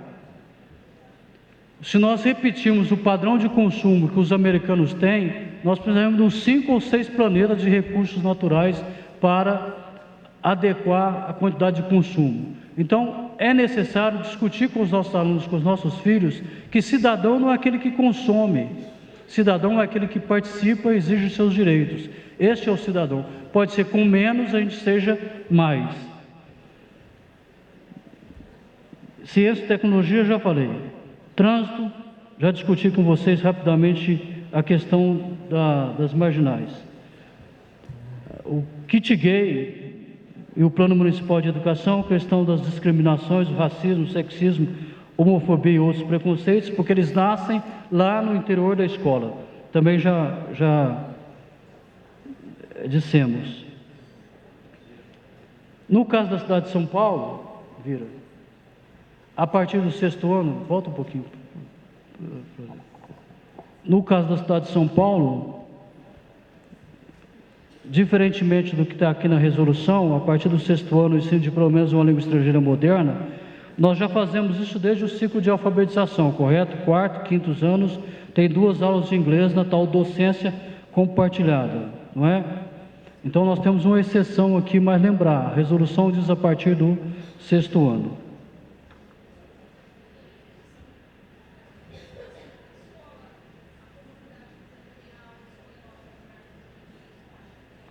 Ela precisa aprovar, porque a resolução diz, e a LDB diz, uma língua estrangeira moderna. Então ela precisa aprovar. Por exemplo, no ensino médio da cidade de São Paulo já tem inglês e espanhol. Então ela precisa aprovar, hipoteticamente, uma escola do Bom Retiro, que atenda alunos bolivianos, a sua maioria. Ela deve optar pela língua espanhola, porque ajuda inclusive no desenvolvimento da proposta política pedagógica. Projeto político pedagógico. Aqui, rapidamente, só para não confundir com a rede municipal de educação. O que nós fizemos aqui na rede? Nós fizemos um mistão, né? Nós não, né? O governo, a Secretaria Municipal de Educação, fez um mistão, misturou séries com ciclos, e chama isso de ciclos. o ciclo da alfabetização, o ciclo intermediário e o ciclo da autoral. E com o pior ainda, descumprindo a resolução, põe retenção na terceira série do ciclo de alfabetização e a possibilidade de retenção no sexto, no sétimo, no oitavo e no nono ano. Ou seja, no aspecto dos 3 anos iniciais, o Sistema Municipal de Educação, exercendo uma autonomia danosa, implementou uma reprovação que pela resolução não é possível fazer. Os 3 anos do ensino fundamental não pode ter solução de continuidade. E a retenção é uma solução de continuidade. Você reprova e segura ali no terceiro ano. Isso é contra a resolução. Mas como lembrar disso, se você vai para a prova, a resolução diz uma coisa e a Rede Municipal de Educação fez outra no exercício da sua autonomia. Nós poderíamos dizer que essa autonomia, ela é danosa. No nosso entendimento aqui do sindicato, ela é danosa. Gestão democrática. Aqui rapidamente uma frase rápida. Ou nós fazemos participação, ou nós levamos a comunidade para dentro da escola, ou nós vamos perder a oportunidade de fazer cursos como esse que nós estamos fazendo. Se as gestões, supervisores, diretores, CPs e os professores não compreenderem que a comunidade é um local de participação, que a escola, aliás, que a comunidade deve participar da escola e que a gestão democrática precisa abrir e precisa incentivar outros mecanismos de participação, nós estamos fadados a perder no debate da importância, da necessidade do cargo de diretor de escola na carreira dos profissionais de educação. Então, eu preciso acreditar nisso. É preciso ir para o chão da escola e fazer um conselho de escola participativo, mas não pode se limitar a isso. A resolução fala apenas em participação, mas a participação pode ser ampla. Como é que pode ser a participação ampla? Primeiro, o regimento escolar diz isso claramente. É possível que a escola tenha contato com outras instituições que componham a gestão democrática participativa. Não que componham o grupo de gestor, não que componham a carreira, não é isso. Que compõem o conceito de quem participa da direção da escola. Então veja, grêmios escolares, são raros o que nós temos nas escolas. Associação Moradores de Bairro, são raros os que participam. Os empresários do local, do entorno, são raros os que participam. O empresário que eu digo é o dono do boteco, o dono da feira, o dono do pequeno comércio, esses que são a iniciativa privada ao redor da escola, são raros. Pais, difícil de participar, não é? Difícil você levar o pai para participar. Se nós levarmos isso ao fundo, nós devemos criar uma escola de pais, ensinar naqueles princípios éticos, estéticos e políticos, como é que se participa, qual é o sentido da participação, sob pena de nós perdermos esse debate da gestão democrática.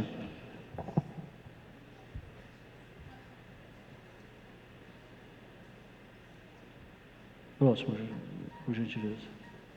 Relevância nós já discutimos. Para que serve o que você trabalha na escola? Trabalho colaborativo capaz de superar a fragmentação. Então, aquela discussão que nós fizemos, a transversalidade, se nós não rompermos com a ideia de que a aula é minha, os alunos são meus, a escola é minha, se nós não procurarmos fazer um trabalho mais articulado, mais coligado com o colega, procurando as áreas de toque, as áreas de conhecimento que têm possibilidade de dialogar entre elas, não é possível romper a fragmentação do currículo. É só com o trabalho de colaboração entre os educadores que a gente fragmenta a construção do conhecimento. Quais são as possibilidades? Especialmente, que nós já conversamos, a perspectiva transversal. O que cabe aos professores no seu trabalho na construção do currículo? Cabe a eles a discussão da diversidade. Veja só, há uma expressão também da Igreja Católica que diz o seguinte: branquinhos, pretinhos e amarelinhos, nós somos amigos, nós somos irmãos. Parece estar na aula de catecismo, né? Mas é a questão da diversidade que nós temos dentro da escola, étnico, racial, de grupos econômicos, grupos religiosos. Então, os professores precisam estar atentos a essa diversidade que tem dentro do interior da sua sala de aula para construir a sua proposta.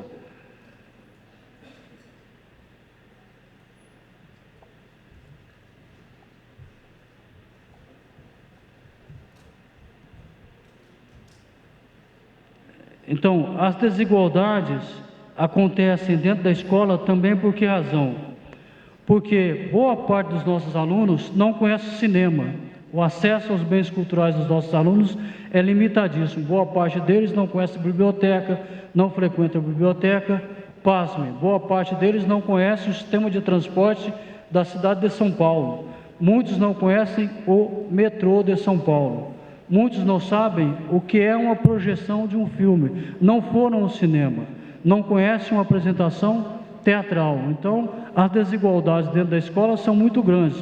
Portanto, uma possibilidade da escola contribuir com aquela questão da diminuição das desigualdades históricas dentro da escola é apresentar essas possibilidades no currículo para os seus alunos.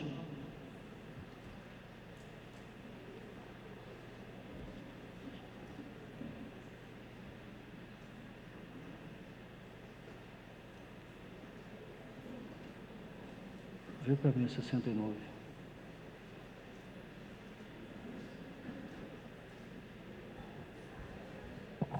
Mais um ponto importante. No slide anterior, havia a discussão seguinte, que a escola é necessário que ela entenda que a sala de aula não é só o espaço de dentro da escola, que é preciso utilizar outros espaços culturais que estão ao seu redor. Por exemplo, os nossos céus, é preciso articular com os céus, é preciso articular com algum tipo de equipamento social que está ao redor da escola para poder ajudar a construir a proposta política pedagógica.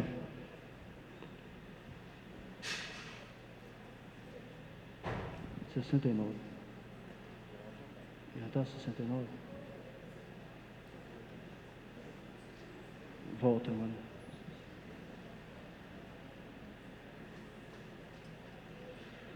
Contextualização dos conteúdos, já discutimos isso. Usarei esse saber, esse conhecimento em qual situação da minha vida pessoal ou social? Diálogo. Não pode ser somente na reunião de pais o diálogo com a comunidade, com as famílias. É preciso abrir canais de participação mais permanente. Princípio da continuidade e não promoção automática. Veja, quando nós falamos que nós não defendemos reprovação, retenção, nós não estamos dizendo que defendemos promoção automática.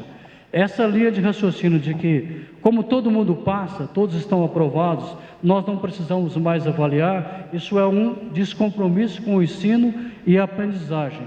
E os educadores não podem enveredar por esse caminho mais fácil, mais prático de desresponsabilização.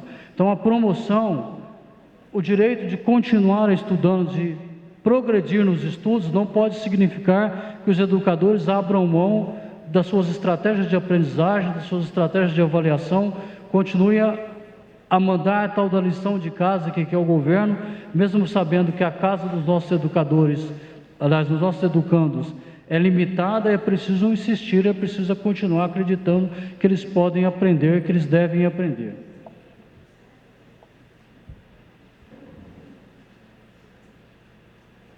Por último, aqui desse ponto, a questão das tecnologias da informação e a questão da informática. Como solucionar essa questão?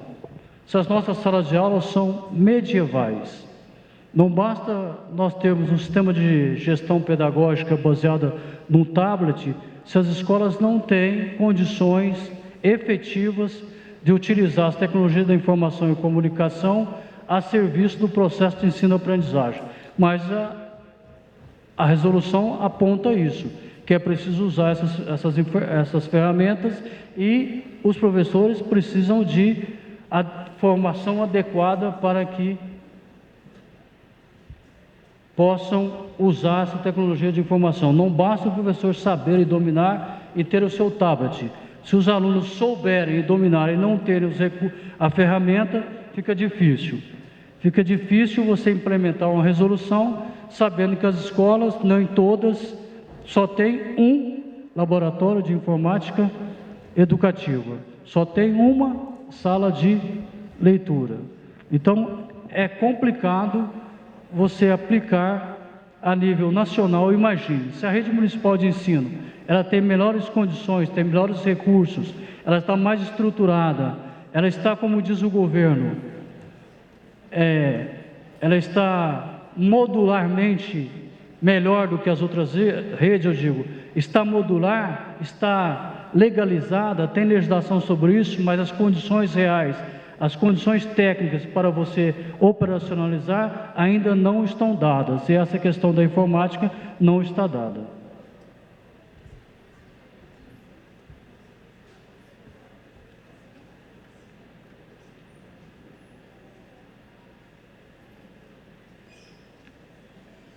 Dá sequência. Eu pedi para ele achar uma página aqui que saiu fora de ordem, que fala sobre os alunos. Me parece que acabou não saindo aí no slide.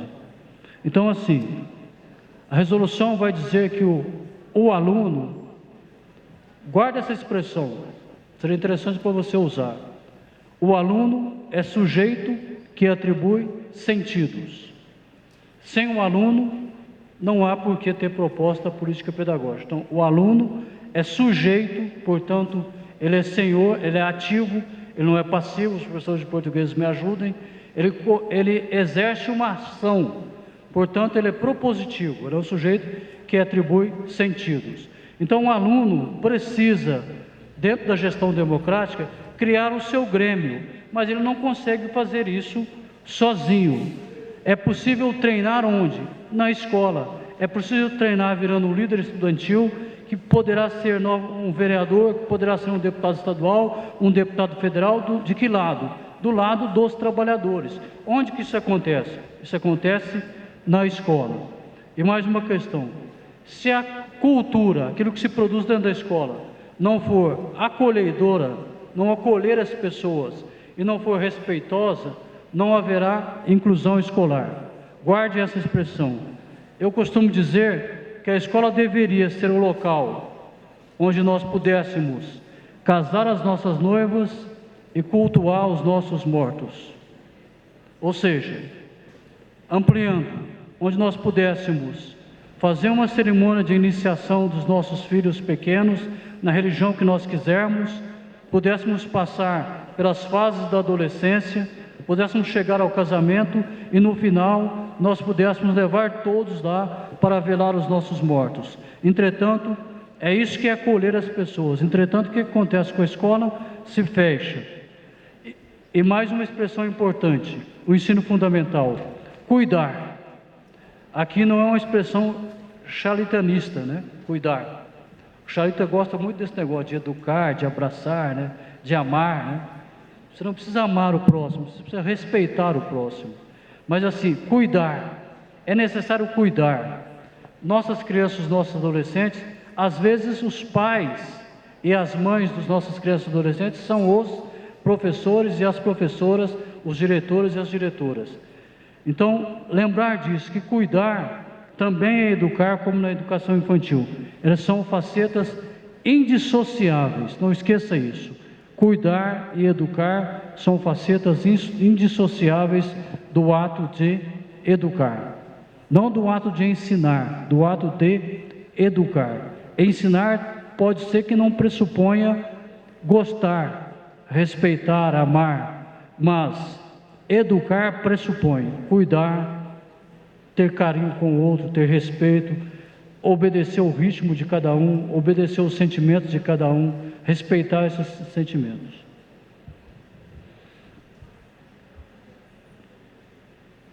E aí, voltando para a educação infantil, recuperação do caráter lúdico do ensino. Nossas escolas continuam sendo a escola em que você, como todos vocês aqui neste momento, estão olhando só a nuca do companheiro. E aqui você ainda tem uma vantagem, você pode olhar para a esquerda e para a direita. Então veja, uma escola que não brinca, uma escola que não fantasia, uma escola que não canta, que não conta histórias, fábulas, que não ensina através de fábulas, como fazia o profeta, né, através de fábulas. Se nós acharmos que o conhecimento ele é só uma questão cognitiva, racional, nós estamos perdendo um pouco do que é ser professor, do que é ser educador. A escola precisa brincar. Se ela não brincar, o trabalho fica mais pesado, não só para os alunos, quanto para os educadores. Então, isso eu já disse anteriormente, né? Os 3 anos iniciais, alfabetização e letramento, desenvolvimento das diversas formas e a continuidade da aprendizagem. Atenção, aqui ó, não confunda, a cidade de São Paulo colocou retenção na 3ª série do ciclo de alfabetização. A sequência para mim, Florial. Isso é literal, fiz questão de não sintetizar. Os 3 anos iniciais não passíveis de interrupção, voltado para ampliar a todos os alunos as oportunidades de sistematização e aprofundamento das aprendizagens básicas, imprescindível para o prosseguimento dos estudos. Quer dizer, o Sistema Municipal de Educação descumpre a resolução do ensino fundamental de 9 anos, que prevê que até o 3º ano não pode ter retenção.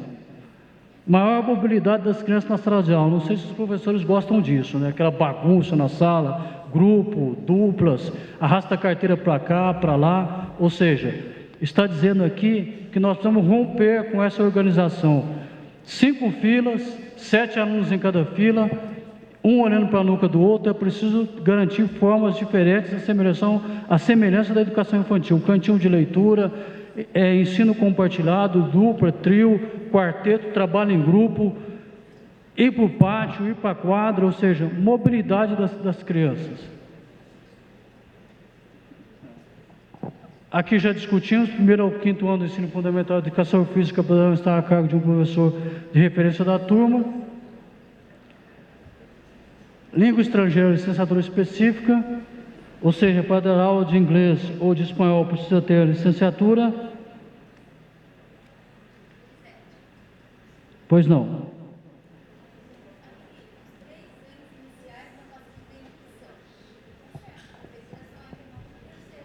Se ele retém, mas se ele reteve, mas tem uma retenção no 3º ano, não tem? No 3º não tem. Mas houve uma reprovação no 3º ano, houve uma interrupção. Ou seja, no 3º você tem que ir para o 4º, é o que diz a resolução. Nós estamos discutindo o quê? O ensino fundamental. O nosso ciclo de alfabetização tem retenção? 3º. Então é uma problemática. Você não está entendendo assim, né?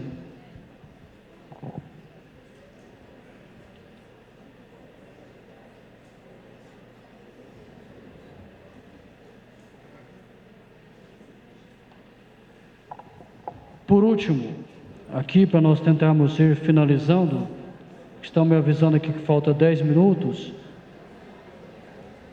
Avaliação processual. O que quer dizer isso? Processual quer dizer que é um passo a passo, não pode ser rupturas no processo de avaliação, um passo a passo, processual. Formativo tem que ter um objetivo a se atingir para atingir aqueles objetivos do ensino fundamental que nós colocamos aqui anteriormente. Participativo. As crianças, os adolescentes, os jovens, as famílias precisam ser informados e precisam participar do processo, inclusive dos dos instrumentos de avaliação. Isso já foi até motivo de questão de concurso. É permitido que o aluno possa questionar os critérios avaliativos? É possível que ele possa questionar os critérios avaliativos. No sentido de participação contínua.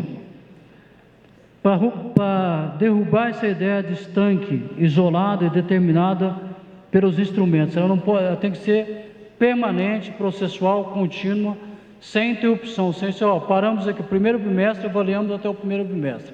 Acabou, agora vamos avaliar o segundo semestre. Cumulativa. Por que cumulativa? Porque ao acumular, você possibilita que você planeje os seus próximos passos, as suas próximas ações.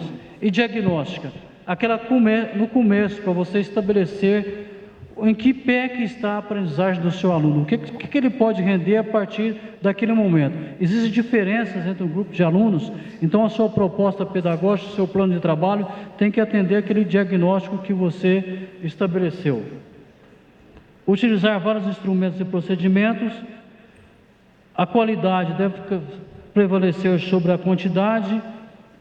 Os alunos com menor rendimento precisam de tempo e espaço, inclusive para recuperação, preferência paralelos no decorrer do ano.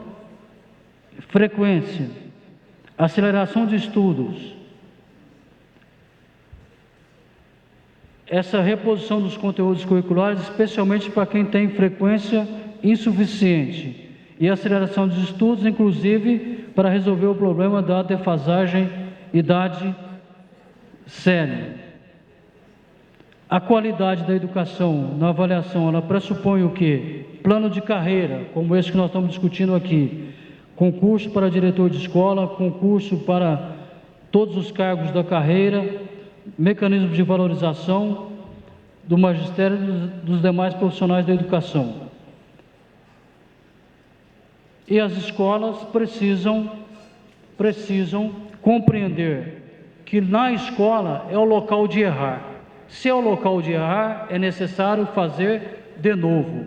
Portanto, a escola tem que fazer um esforço permanente de apresentar novas estratégias para que os alunos possam aprender. Naquela linha de raciocínio que nós falamos, que os nossos alunos vêm de camadas e estratos sociais mais precários, mais precarizados, mais abandonados historicamente, sem acesso aos seus direitos mínimos. Então, a escola é o local para que o aluno tenha uma, duas, infinitas vezes para aprender, se necessário, porque é só na escola que isso pode acontecer. Como meu tempo está acabando, não é, Florel? Educação em tempo integral. Importante definir o seguinte: a resolução diz educação, não diz ensino de tempo integral. Então, a primeira discussão é, além daquela linha geral da LDB, de que os sistemas e as escolas progressivamente ampliarão o tempo de permanência do aluno da escola, a resolução não está falando em ensino, não está falando em aumento de carga horária. Ela está dizendo o seguinte: olha, a educação de tempo integral vai passar por onde? Por atividades. Quais são essas atividades? Acompanhamento pedagógico. Portanto, nós vamos precisar de mais educadores. Aliás, parêntese, o presidente pode fazer depois. Mas essa semana nós tivemos uma reunião com o SME, com o Fábio Renzo e a Lourdinha, que ela garantiu para nós, quando nós estávamos discutindo a minuta de organização das escolas. Na educação infantil, não haverá escola de tempo integral, até porque o governo não tem como atender as centenas de milhares de crianças que estão fora da escola hoje. No ensino fundamental de 9 anos, só as escolas que fizerem opção para se transformarem em escola de tempo integral. E nós dissemos claramente lá, isso passa por onde? Passa pelo conselho de escola, passa pela gestão democrática. Portanto, é preciso voltar para as escolas e fazer o debate. As escolas têm condição de atender essa discussão que está colocada aqui, ampliar o tempo de permanência do aluno com mais atividades, acompanhamento pedagógico, reforço e aprofundamento da aprendizagem, experimentação e pesquisa científica, cultura e artes, esporte e lazer, tecnologia da comunicação e informação, afirmação da cultura dos direitos humanos, prevenção do meio ambiente, promoção da saúde. Ou seja, de novo, é a Clara e a Ana, e quem mais chegar.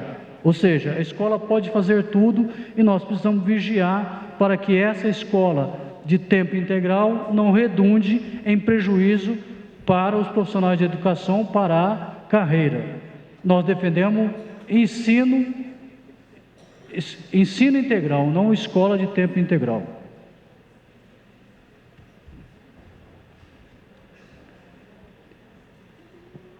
E por último, educação especial na resolução é um repeteco do que nós já vimos com o Floreal na LDB. Lugar de criança portador de necessidades especiais, como se dizia antigamente. Hoje, apesar de parecer para alguns pesado, mas deficientes, alunos deficientes, é na escola regular, com todos os problemas que isso acarreta no dia a dia dos educadores. Pode ser oferecido no contraturno ou em centros especializados, e para trabalhar com a educação especial os educadores deveriam ter formação especializada. Isso ocorre na rede? Não, não ocorre. Nós não temos formação especializada para cuidar dos transtornos globais de aprendizagem, inclusive dos alunos superdotados. Nós não temos formação para trabalhar com essa necessidade da população, mas a legislação diz que lugar de aluno deficiente é na escola regular.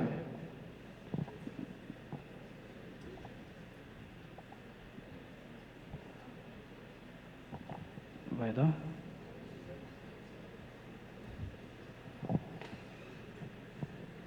Educação de jovens e adultos.